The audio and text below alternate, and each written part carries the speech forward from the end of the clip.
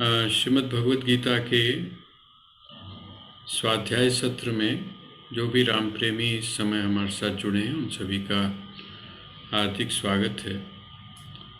बस निवेदन है कि आप लोग अपने अपने जो सेट्स हैं उनको प्लीज़ म्यूट कर लीजिए। तो हम जो चर्चा कर रहे थे वो ये कर रहे थे कि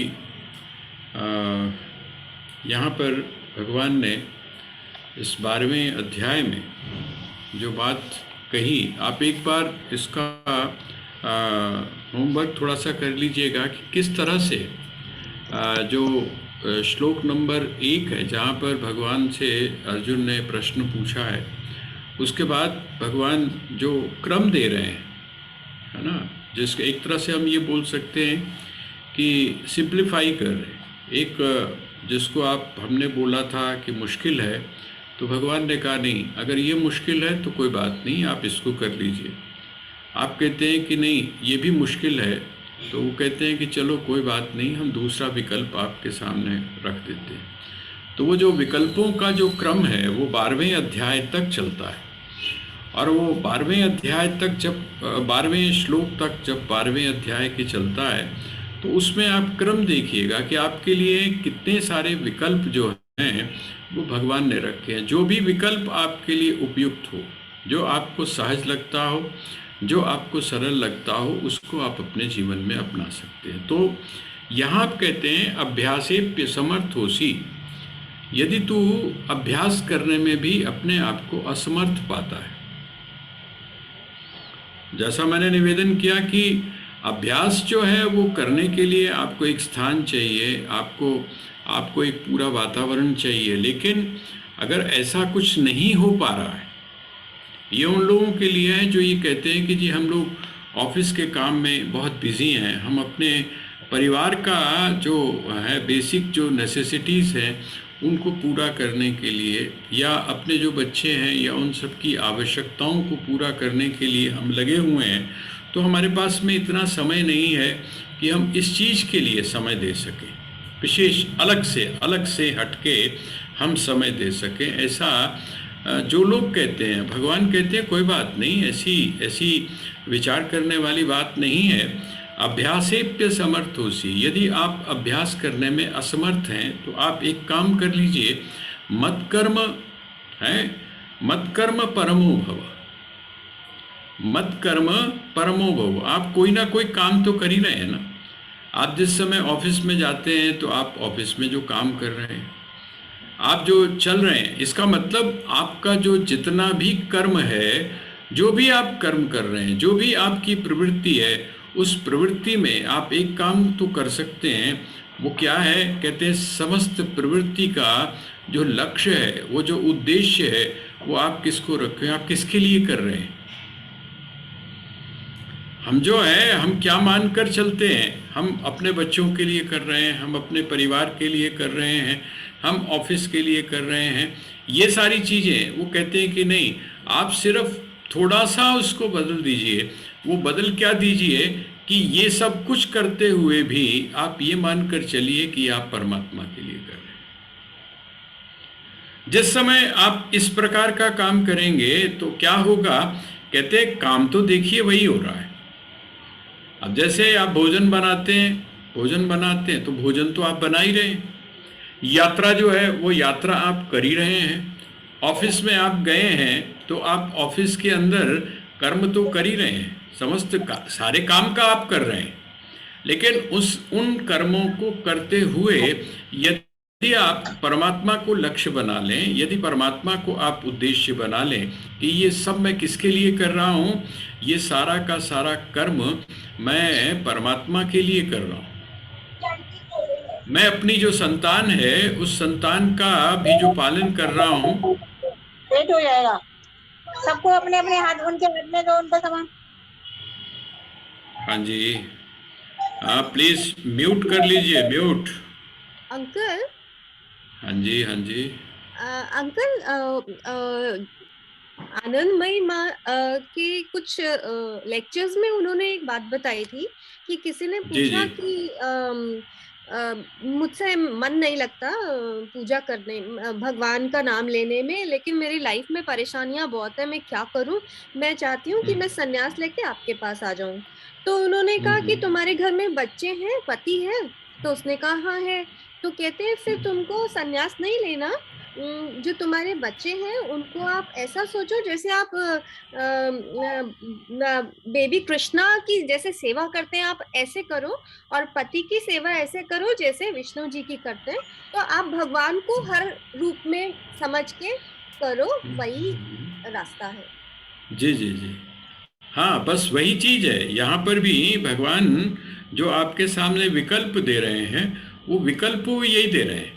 वो विकल्प ये दे रहे हैं कि आप जो अपने कर्म हैं, आपके जो कर्म हैं, उन कर्म को किसके निमित्त करना शुरू कर दें। वो जो कर्म है उसका जो फल है, अभी तो फल हमें क्या चाहिए? हमें चाहिए कि कोई हमारा मान करे, कोई हमारा सम्मान करे, है ना। हमको उससे धन की प्राप्ति हो, हमको उससे ऐश्वर्य की प्राप्ति हो, ये सारी चीज़ें। लेकिन वो कहते हैं कि नहीं, जिस समय आप इन कर्मों को करते समय इनका जो फल है या इनका जो लक्ष्य है, वो किसको आप बना लेंगे? परमात्मा को बना लेंगे। तो यही जो आपका कर्म है, जिसको आप सामान्य कर्म बोलते हैं, ये तो हम लोग बहुत जगह पढ़ते हैं कि जो शुभ कर्म भी होता है, जैसे यज्ञ भी है, वो यज्ञ कर्म जो है, यदि परमात्मा के निमित्त नहीं होता है, विष्णु के निमित्त नहीं होता है, अपनी कामनाओं के निमित्त होता है, तो वो अनर्थ का कारण कभी कभी बन जाता है। शुभ कार्य भी यदि आप करते हैं, आप मंदिर में भी जाते हैं, लेकिन मंदिर में जाते समय यदि आपका आपका लक्ष्य परमात्मा नहीं है, आपका लक्ष्य कुछ और है, तो वो आपके लिए सार्थक सिद्ध नहीं हो पाता है। आप कोई भी शुभ कार्य करते हैं, वो शुभ कार्य अशुभ हो जाता है जिस समय आप उसके साथ में भौतिक कामना को जोड़ लेते हैं। रामकृष्ण परमहंस ने एक बात कही कि हम करते तो बहुत कुछ है ना, सारी तैयारी करते हैं, और उन्होंने उसका एक बड़ा अच्छा उदाहरण दिया। कहते हैं कि आपने खीर बनाई, बड़ी सुंदर बनाई, आपने पानी उसको जो दूध है उसको अच्छी तरह काढ़ा भी, उसके अंदर बड़ा अच्छा आपने मीठा भी डाला, और उसके बाद में आपने चावल भी डाले, सब कुछ बनाया, बड़ी आपने अच्छी खीर बनाई। लेकिन खीर बनाने के बाद में आपने क्या किया? और काफ़ी बनाई है, काफ़ी बनाई है, 1 क्विंटल बनाई है, जिसमें बहुत सारे लोग खा सकते हैं।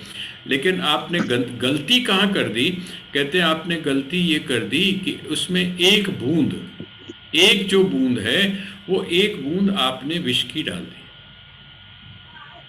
अब जब आपने एक बूंद उसमें विष की डाल दी, तो उसका परिणाम क्या हुआ? उसका परिणाम ये हुआ कि वो जो सब कुछ था, जो आपका अभी तक का कर्म था सारा का सारा, वो सब जो है, ये देखिए, मैं दो चीज़ें देख रहा हूँ। जिन्होंने अभी तक म्यूट नहीं किया है, प्लीज़ आप अपने सेट्स म्यूट कर लीजिए, आपके यहाँ से आवाज़ आ रही है। तो उसका परिणाम ये हुआ कि आप जो है सब अभी तक जितना कुछ आपने किया, वो सारा का सारा बेकार चला गया, निरर्थक चला गया है। वो होना तो अमृत चाहिए था, लेकिन अमृत ना होकर वो क्या बन गया? तो कहते हैं वो विष बन गया, विषाक्त हो गया। आपका जो भोजन है या जो आपने बनाया था, वो विषाक्त हो गया। कहते हैं इसी प्रकार से, लेकिन अगर हम दूसरी चीज को, छोटा से जो छोटा कर्म है, आपको ध्यान होगा जिस समय आप ऐसे आप पढ़िए जरूर, जो भक्तमाल है ना, भक्तमाल आप पढ़िए। भक्तमाल में एक जो भक्त है, वो क्या करती है? वो कोई वैसी साधना उस प्रकार की नहीं करती है, नाम जप करती है, और नामस्मरण करते हुए वो गोए पाथती है। गोए मतलब गोबर के जो कंडे हैं उनको पाथती है, उनको बनाती है, और जाती है कहाँ पर? बाजार में उनको बेचने के लिए। भाई घर का खर्चा तो चलाना है ना, पेट भी तो भरना है, तो उसके लिए उसने एक ये चीज़ बनाई हुई है कि गोबर के जो कंडे हैं उनको वो बनाती है। और वहाँ पर क्या हुआ? कहते हैं कि किसी ने उसके गोबर के कंडे चुरा लिए। अब जब चुरा लिए, देखिए, आप लोगों ने हो सकता है भजनोपदेशकों के द्वारा ये कथा सुनी होगी, कई बार सुनी होगी, और जिस समय आप इसको सुनते हैं तो बड़े आप आनंदित भी होते हैं, लेकिन इसके संकेत को आप समझिए। इसका जो संकेत है उस संकेत को आप समझिए। काम क्या कर रही है वो कोई नहीं जानती है। यज्ञ कैसे किया जाता है, पूजा कैसे की जाती है, पाठ कैसे की जाती है, आरती कैसे की जाती है, नहीं, बस उसको नामस्मरण है। वो भगवान के नाम का स्मरण करती है, उनका जप करती है और वह काम करती है। कौन सा? गोए पाथने का, गोबर के कंडे बनाने का। जब चोरी हो गई तो हल्ला हुआ, उसने पकड़ लिया उसको, उसने कहा कि इसने मेरे जो कंडे हैं वो चुराए हैं। अब कंडे चुराकर जब उसने अपने उसमें डाल लिए थे तो कंडों को अलग अलग कैसे करें, कंडों को अलग कैसे करें? तो जो भी व्यक्ति था उसने कहा कि तुम अपने जो कंडे हैं उनको कैसे पहचानोगी कि ये तुम्हारे हैं? उसने कहा मैं अपनी बात नहीं कर रही हूँ, आप भी पहचान सकते हैं। कहते क्या है? कहते हैं कि जो मेरे कंडे हैं उन मेरे कंडों को जब आप अपने कान के साथ में लगाएंगे तो उन कंडों में से किसकी आवाज़ आएगी? हरे राम राम राम हरे हरे, हरे कृष्ण कृष्ण कृष्ण हरे हरे, ये नाम की ध्वनि आएगी उसमें से। और जो मेरे कंडे नहीं है उनमें इस प्रकार की कोई ध्वनि नहीं आएगी। अब आप सोच सकते हैं ये जो कथानक है या ये जो एक भक्त का जो उदाहरण है वो क्या बताता है? काम तो बड़ा छोटा सा है कंडे पाथने का, और अगर आज के हिसाब से हम चलें तो बड़ा गंदा काम है। क्योंकि आजकल के जो लोग हैं उनको क्या होता है, गोबर है उसमें से उनको बदबू आती है। और जबकि आश्चर्य होगा आपको ये जानकर कि हमारे यहाँ जो प्राचीन परंपरा थी उसमें गौ सेवा के ऊपर बहुत जोर दिया जाता था। और ये माना जाता था कि जो अस्थमेटिक अगर कोई पेशेंट है, अस्थमा है जिसका बिगड़ा हुआ, ऐसा जो व्यक्ति है उसको भी यदि गौ की सेवा में रख दिया जाए तो वहाँ से उठने वाली जो स्मेल जिसको आप बदबू बोलते हैं, वो गोबर और गोमूत्र का जो उठने वाला स्मेल है, वहाँ पर उठने वाली जो गैसेस हैं, उनसे ये बीमारी जो है वो जड़ से समाप्त हो जाती है। तो मेरा तात्पर्य क्या है यहाँ पर कि कोई भी काम छोटा नहीं है। हाँ, छोटा कब है? कहते हैं आप बड़ा से बड़ा काम करो लेकिन परमात्मा का संयोग अगर वहाँ पर नहीं है, परमात्मा के साथ यदि वो जुड़ा नहीं है तो वो निरर्थक है। और अगर वो परमात्मा के साथ जुड़ जाता है तो वो सार्थकता को प्राप्त हो जाता, सार्थक हो जाता। तो इसीलिए भगवान यहाँ पर क्या कह रहे हैं? भगवान कहते हैं अभ्यासेप्य समर्थोसी मत्कर्म परमो भव। मेरे लिए जो किया गया काम है, जितने भी कर्म हैं, तो तू क्या कर? मत कर्म परमो भव। वो जो कर्म है उस कर्म को क्या कर दे? तो कहते हैं कि उसको मेरे प्रति समर्पित कर दे, मेरे प्रति समर्पित कर दे। तू किसके लिए कर रहा है? तो किसी के लिए नहीं कर रहा हूं मैं, परमात्मा के लिए कर रहा हूं। और साथ में मदर्थम अपि कर्माणि कुर्वन् सिद्धिम अवाप्स्यसि। कहते हैं कि इस प्रकार क्या होगा कि यदि तू इस तरह से मेरे निमित्त कर्मों को करेगा, मेरे निमित्त कर्मों को करेगा, या जिन कर्मों को तू कर रहा है उनको मेरे निमित्त मानकर यदि तू करेगा तो उसका परिणाम क्या होगा? कहते हैं एक कुर्वन् सिद्धिम अवाप्स्यसि। इससे क्या होगा? तुझको सिद्धि की प्राप्ति हो जाएगी। कुर्वन् सिद्धिम अवाप्स्यसि, सिद्धि की प्राप्ति हो जाएगी। आपको ध्यान है ना वो कि एक और हमारे यहाँ उदाहरण आता। हम बहुत सारे उदाहरण जो है जो कथावाचक होते हैं उनसे हम सुनते हैं, कथाओं के माध्यम से हम सुनते हैं, लेकिन उसकी संकेत की तरफ हमारा ध्यान नहीं जाता है। वो कहते हैं कि एक बार कोई जो तपस्वी था वो तप कर रहा था और तप करते करते करते उसके ऊपर किसी चिड़िया ने बीट कर दी। अब जब चिड़िया ने बीट की, क्रोध आया, और जब गुस्सा आया तो उसने ऊपर की तरफ देखा और वो जो चिड़िया थी वो उसकी क्रोध की अग्नि से जल गई।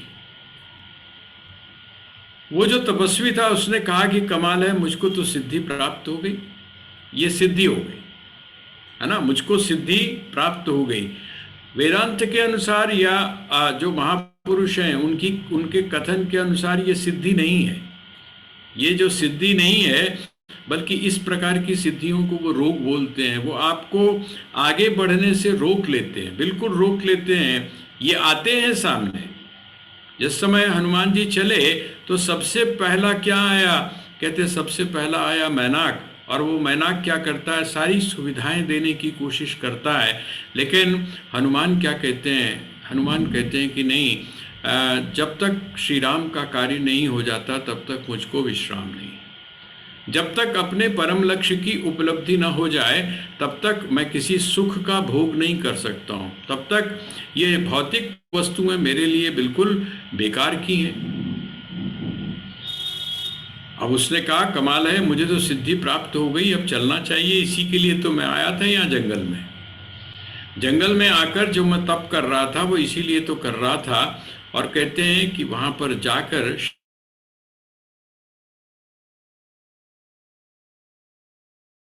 कि मुझको भिक्षा दो। और जब भिक्षा देने के लिए वह जो घर की गृहिणी जो थी उसने कहा कि महाराज बस थोड़ी देर के बाद में मैं आती हूँ, आपको भिक्षा देती हूँ।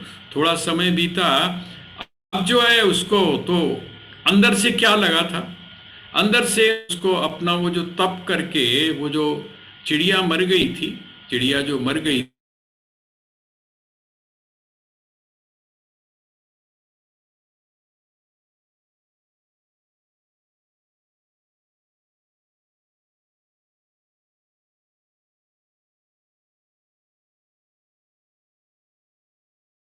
आवाज नहीं आ रही।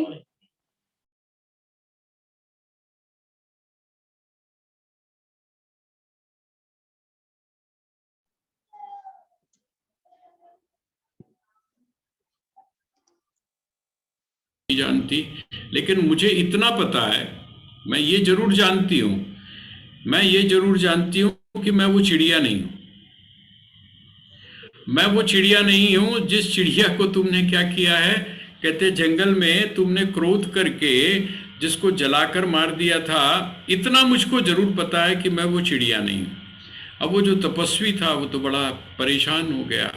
उसने कहा कमाल की बात है, मैं ही था वहाँ पर अकेला जहाँ पर ये घटना हुई थी, और ये जो महिला, ये जो स्त्री यहाँ पर घर के अंदर है, गृहिणी के रूप में है, घर के कार्यों को कर रही है, इसको इस बात का कहाँ से पता चल गया? ये क्या चीज़ें बताती हैं, क्या संकेत करती हैं? ये संकेत ये करती हैं कि यदि आप अपने समस्त कार्यों को परमात्मा के चरणों में अर्पित कर देते हैं, उनको उसके प्रति उसके साथ जोड़ देते हैं, तो उसका परिणाम क्या होता है कि आपका जो सामान्य रूप से दिखाई देने वाला जो कर्म है वो भी क्या बन जाता है, उसी के द्वारा आप अपने जीवन में परम सिद्धि अर्थात वह जो परमात्मा है उस परमात्मा के साक्षात्कार का अनुभव कर लेते हैं। विट्ठल की कथा भी आपने सुनी होगी। माता पिता की सेवा कर रहा है वो भक्त, और वो भगवान को कहता है कि बाहर इंतजार करो। ये जो सारी जो कथाएं हैं वो क्या बताती हैं? वो यही बताती हैं कि आप अपने कर्मों को, प्रत्येक कर्म को, छोटा बड़ा कोई कर्म नहीं है, आप इन कर्मों को जब किसके साथ जोड़ देते हैं, परमात्मा के साथ जोड़ देते हैं। परमात्मा के लिए जिस समय आप कर्म करना शुरू कर देते हैं, मत कर्म परमो भव, तो उसका परिणाम क्या होता है, उसके द्वारा आप सिद्धि को प्राप्त कर सकते हैं। इसका अर्थ क्या हुआ कि साधना का अर्थ वैसा नहीं है जिस प्रकार से हमने उसको एक सीमित दायरे में बांध दिया है। साधना का अर्थ है परमात्मा से अपने आप को जोड़ना। योग का अर्थ है उस परमात्मा से अपने आप को जोड़ना, ये है योग। आप किसी भी तरीके से जुड़िए उससे, भाव से जुड़िए। भाव से जिस समय आप जुड़ते हैं, बुद्धि से आप जुड़ते हैं, कर्म से आप जुड़ते हैं, सवाल तो जुड़ने से है। अब वो अगला फिर बोल देते हैं। अब आपने कहा कि जी नहीं, ये भी मेरे से नहीं हो सकता है, ये भी मुझसे नहीं हो सकता, है ना। आदमी तो बड़ा चालाक है ना, वो तो बचने की कोशिश करता है, पर भगवान भी भगवान है, वो कहते हैं कि बच के कहाँ जाएगा, है मेरे पास में तेरे लिए बहुत सारे और भी विकल्प हैं। देखिए 11वां श्लोक आप पढ़ के देखिए, वो कहते हैं अथ एतद अपि अशक्तोसि कर्तुम मद्योगमाश्रितः सर्व कर्म फल त्यागम ततः कुरु यतात्मवान्। ये इसीलिए मैंने आपको कहा कि कल का आपके पास में दिन है होमवर्क करने का, तो आप एक काम करिएगा कि ये शुरू से लेकर अभी तक निर्गुण निराकार की साधना से लेकर और ये जो श्लोक नंबर 12 तक है, ये श्लोक नंबर 12 तक जब आप आएंगे तो इसमें जो जो विकल्प दिए हुए हैं, पहला, दूसरा, तीसरा, चौथा, पांचवा, ये सारे विकल्पों को आप नोट कर लीजिएगा कि भगवान कहते हैं कि अच्छा ये नहीं कर सकता तो ये कर ले, ये नहीं कर सकता तो ये कर ले। जिस समय आप धीरे धीरे धीरे करके इनको देखेंगे तो आपको आश्चर्य होगा कि आप किसी न किसी मार्ग से, किसी न किसी रास्ते से, यदि आपके मन में आकांक्षा है, आपके मन में इच्छा है परमात्मा से या उस विराट पुरुष से स्वयं को जुड़ने की, तो आपके पास में कोई ना कोई तरीका, कोई ना कोई युक्ति, कोई ना कोई उपाय, कोई ना कोई साधन आपको मिल जाएगा। इसका मतलब आप अपने जीवन में साधना कर सकते हैं। तो यहां कहते हैं अथ एतद अपि अशक्तोसि।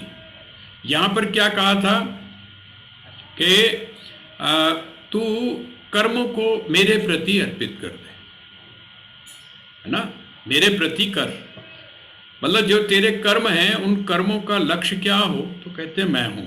अब वो कहते हैं कि यदि ऐसा नहीं हो सकता तो क्या कर, अथ एतद अपि अशक्तोसि, कहते हैं यदि ये करने में भी तू अशक्त है, तो उससे नहीं हो पा रहा है, तू समझता है कि नहीं ये काम भी मैं नहीं कर पाऊंगा, तो क्या कहते हैं कर्तुम मद्योगम आश्रितः, तो फिर क्या कर, मद्योगम आश्रितः सर्व कर्म फल त्यागम ततः कुरु यतात्मवान्।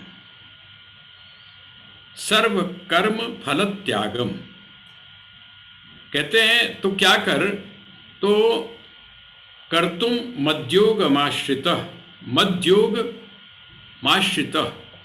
योग माश्रितः, योग का आश्रय लेकर, योग का अर्थ क्या हुआ, अपनी इंद्रियों के ऊपर संयम करता हुआ, अपनी इंद्रियों के ऊपर संयोग करता हुआ या मेरे परायण होकर तू क्या कर, सर्व कर्म फल त्यागम, जो समस्त कर्म हैं उनका जो फल है उनका त्याग कर, उनका त्याग कर, और तथा कुरु यतात्मवान। यत आत्मवान, आत्मवान का अर्थ क्या हुआ, यत आत्मवान का अर्थ होता है जिसने अपने इंद्रियों के ऊपर निग्रह प्राप्त कर लिया है, जो आत्म संयमी है। ऐसा जो आत्म संयमी पुरुष, देखिए एक बात का ध्यान रखिएगा कि ये जो आत्म संयम है ना, इंद्रियों के ऊपर जो निग्रह है, इंद्रियों के ऊपर निग्रह, ये आप किसी भी साधना में चले जाइए वहाँ पर बहुत आवश्यक है। उसका कारण क्या है, उसका सबसे बड़ा कारण यह है कि देखिए आप अपनी ऊर्जा को जहाँ पर भी लगा रहे हैं तो आपके पास ऊर्जा तो चाहिए ना, आपके पास शक्ति तो चाहिए ना। अब अगर आपकी शक्ति बिखरी हुई है, आपका जो निश्चय है वो अगर बिखरा हुआ है, आपका जो संकल्प है वही यदि बिखरा हुआ है, आपके भीतर जो कामना है, जिस कामना की बात भगवान करते हैं कि जिसको हमेशा जागृत रखो, वो अगर बिखरी हुई है तो बात नहीं बनेगी। और वो बिखरती कब है, जिस समय हमारा अपनी इंद्रियों के ऊपर निग्रह नहीं होता है, जिस समय हम यथात्मवान, देखिए ये जिसको बोलते हैं ना शुरुआत है।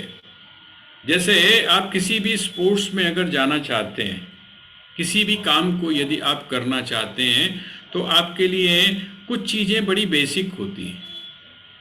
जैसे आप स्वस्थ होना चाहते हैं एक तो स्वस्थ रहना चाहते हैं, निरोग रहना चाहते हैं, तो निरोग रहना चाहते हैं और उसके बाद में आप अपने शरीर को किसी भी स्पोर्ट्स में, तो जो व्यक्ति जो निरोग होगा वही तो उस क्षेत्र में जाएगा। अगर आपका शरीर, आप चल भी नहीं सकते हैं, आप फिर भी नहीं सकते हैं, आप अपने छोटा से छोटा काम भी अगर आप नहीं कर सकते हैं, तो बाकी की बात तो आप छोड़ दीजिए, आप कुछ भी नहीं कर।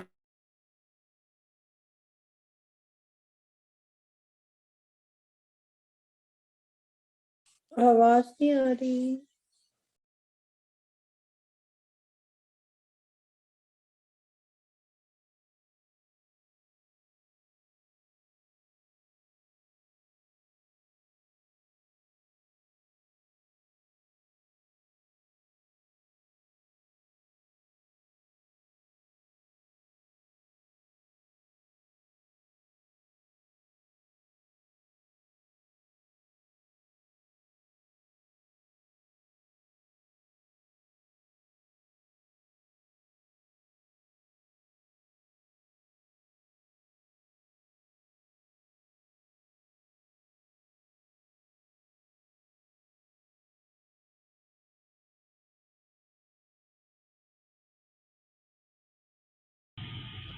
आवाज नहीं आ रही।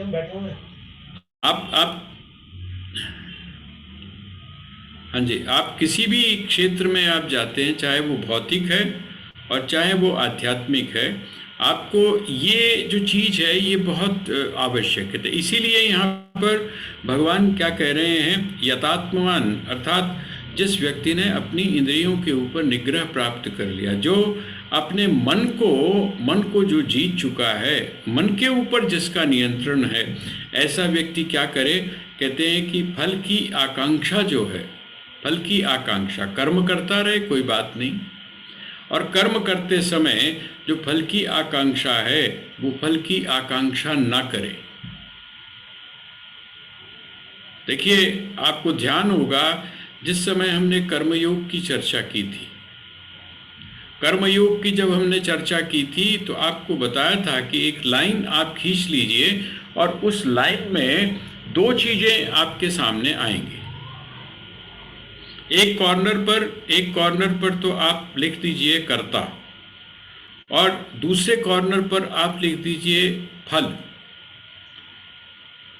दो तरीके हैं उस कर्म से मुक्त होने के, या तो आपके भीतर कर्तृत्व का अभिमान समाप्त हो जाए, मैं करने वाला हूँ, इस बात का आपके भीतर में अभिमान समाप्त हो जाए, तो आप क्या बन गए। जैसे 11वें अध्याय में भगवान ने क्या कहा, उन्होंने कहा कि तू निमित्त मात्र बन। निमित्त मात्र क्यों बन, जो कुछ होना है वो तो मैं कर चुका हूँ, मेरा आपकी कृपा से सब काम हो रहा है ना। ये जो एक भाव है, ये भाव आ गया ना, ये भाव आ गया, कर्तृत्व का अभिमान, मैं करने वाला नहीं हूँ। यज्ञ जिस समय आप करते हैं, उस यज्ञ के अंदर इदम न मम, ये मेरा नहीं है, अर्थात मैं इसको करने, ना मेरी सामग्री है, ये जितनी भी सामग्री है उसका आप उपयोग करते हैं, तो ये सामग्री किसकी है, किसकी बनाई हुई है, किसकी निर्मित है, इसका निर्माण किसने किया है? ये जो निर्माण करने वाला है वो जो भी है, मैं तो क्या हूँ, मैं उस सामग्री का उपयोग कर रहा हूँ। जो भी सामग्री है उस सामग्री का मैं उपयोग कर रहा हूँ, तो वहाँ पर भी मैं निमित्त बन गया, मैं उसका एक तरह से टूल बन गया, एक उसका करण, अंतःकरण जैसे नहीं बोलते हम, उसका एक करण बन गए।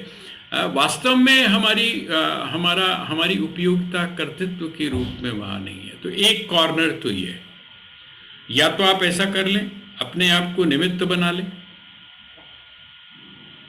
आप जरा कभी आप पढ़कर देखिएगा, जो शिकागो में जो स्वामी विवेकानंद का जो लेक्चर है, इसकी जो बैकग्राउंड है, वो जिस समय आप पढ़ेंगे तो आपको बड़ा आश्चर्य होगा। क्या है वहाँ पर जो है, सिर्फ एक स्वामी विवेकानंद ही ऐसे हैं जो अपने आप परमात्मा का या अपने गुरुदेव का इंस्ट्रूमेंट मानते हैं। बाकी सब जो है वो अपने आप को विद्वान मान रहे हैं। सब लोग अपने अपने आप को अपनी क्षेत्र का जिसको बोलते हैं जाना माना व्यक्ति मानते हैं, जितने भी हैं वहाँ पर गए हुए, जो बुद्धिस्ट है वो वहाँ पर सबसे ज़्यादा प्रभावी प्रवचन उसी का माना जाता है।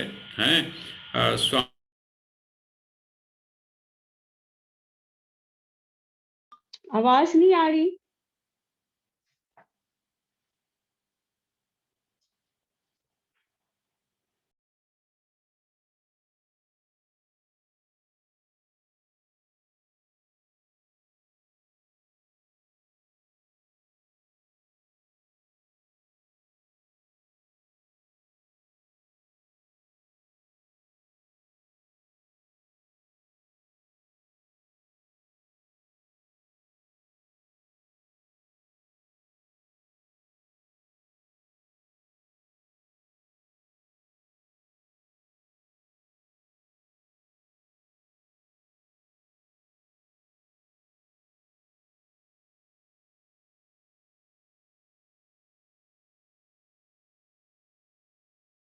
म्यूट हो जाता,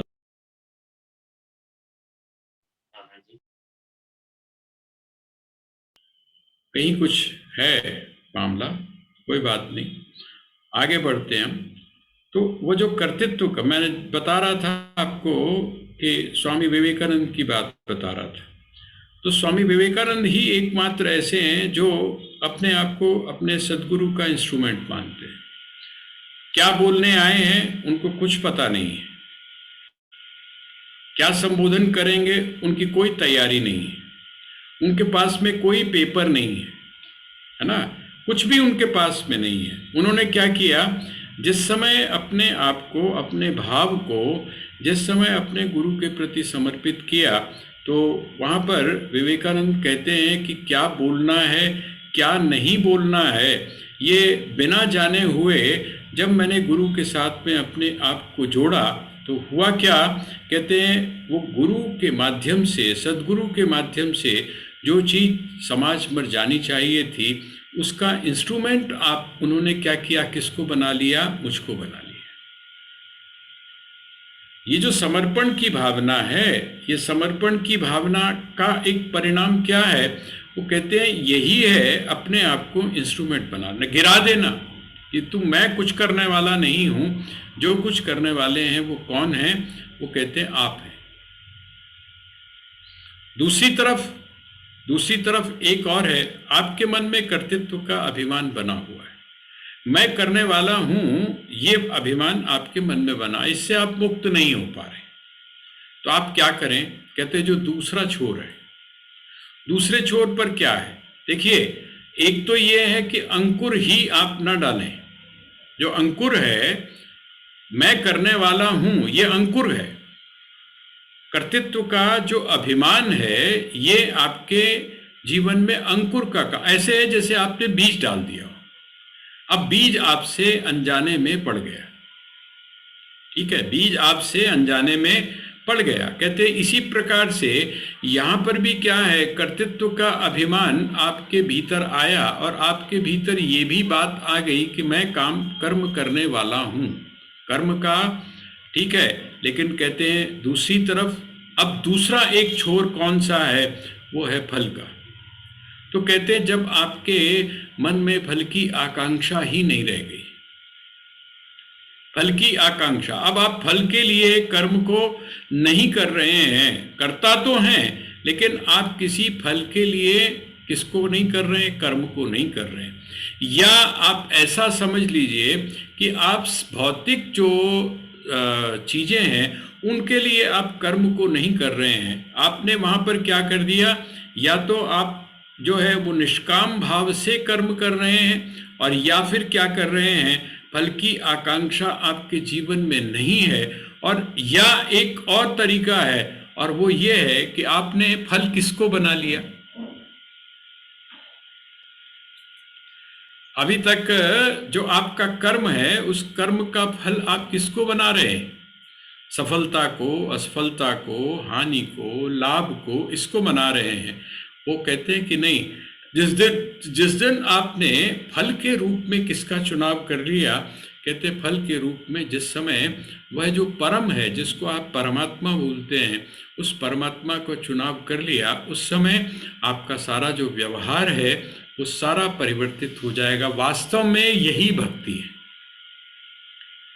भक्ति का अर्थ बाहरी रूप से तो ठीक है, जैसा हमारे यहाँ परंपरा है उस लिहाज से ठीक है। आपने तिलक लगाया हुआ है, आपने कंठी पहनी हुई है, आप सादा जीवन जी रहे हैं, आप वह जो परमात्मा का जो एक मूर्त रूप है उसको आप जो भी कर्म कर रहे हैं, कर्म कांड जो भी आप कर रहे हैं वो अपनी जगह है, लेकिन जो भक्ति है उस भक्ति के स्वरूप के जो अलग अलग पहलू हैं उनको भगवान ने यहाँ पर स्पष्ट कर दिया। अथ एतद् अपि अशक्तोसि कर्तुम मद्योगमाश्रितः सर्व कर्म फलत्यागम। अपने समस्त कर्मों का, अब ये जो समस्त कर्म है, समस्त कर्म में सारे कर्म आ गए, यहाँ पर शुभ भी आ गए और अशुभ भी आ गए। हम लोग क्या समझते हैं, हम लोग क्या करते हैं, आमतौर पे हम क्या करते हैं या हम क्या सोचते हैं, जो अशुभ कर्म होते हैं उसके प्रति जिम्मेदार हम किसको, जिससे दुख आपको प्राप्त होता है उसके प्रति जिम्मेदार आप किसको ठहराते हैं, परमात्मा को, ठीक है। और जो अच्छा होता है, अच्छा जो होता है, जिसमें आपको सुख की अनुभूति होती है, उसके लिए जिम्मेदार आप किसको ठहराते हैं, उसके लिए आप अपने आप को जिम्मेदार ठहराते हैं। जो अच्छा हुआ वो मेरे द्वारा हुआ और जो बुरा है वो किसके द्वारा हुआ, किसकी प्रेरणा से हुआ, तो वो परमात्मा की प्रेरणा से। यहाँ पर इसीलिए उन्होंने कहा सर्व कर्म फल त्यागम। हर तरह का जो कर्म है, शुभ भी और अशुभ भी। अशुभ भी किसकी वजह से हो रहा है, कहते हैं कि वो भी आप परमात्मा को दे दें। शुभ किसके लिए हो रहा है, कहते वो भी आप परमात्मा को दे ले। अब कहते हैं कि अशुभ जो है वो क्या होगा, कहते नहीं, अगर आपकी ये वृत्ति बन गई है तो आपके जीवन में अशुभ जो है वो कभी कुछ हो ही नहीं सकता है। आपके जीवन में दुख जो है वो कभी हो ही नहीं सकता, क्योंकि आप सारी चीजें किसको अर्पित कर रहे हैं, परमात्मा को अर्पित कर रहे हैं। और जब परमात्मा को आप प्रतिकूलता भी अर्पित कर देते हैं तो वो प्रतिकूलता नहीं रहती है, बल्कि वो अनुकूलता बन जाती है। अब आगे अगला जो 12वां श्लोक है, उस 12वें श्लोक में भगवान ने कहा श्रेयो हि ज्ञानमभ्यासात् ज्ञानात् ध्यानं विशिष्यते ध्यानात् कर्म फल त्यागः त्यागात् शांतिरनंतरम। ये बहुत ज़्यादा कोट किया जाता है, त्यागात् शांतिरनंतरम। त्याग से क्या होता है, व्यक्ति के जीवन में शांति आती है। वो त्याग का अर्थ क्या है, वो जो त्याग है जिसको हमारे यहाँ त्याग बोला जाता है, छोड़ना बोला जाता है, उसकी परिभाषा क्या है, उसका स्वरूप क्या है, उसको भगवान ने यहाँ पर बताया। एक तरह से उन्होंने बताया कि इससे ये चीज श्रेष्ठ है, इससे ये चीज श्रेष्ठ है, इससे ये चीज श्रेष्ठ है। और सबसे श्रेष्ठ क्या है, कहते हैं त्यागात, है ना, त्यागात शांतिरनंतरम।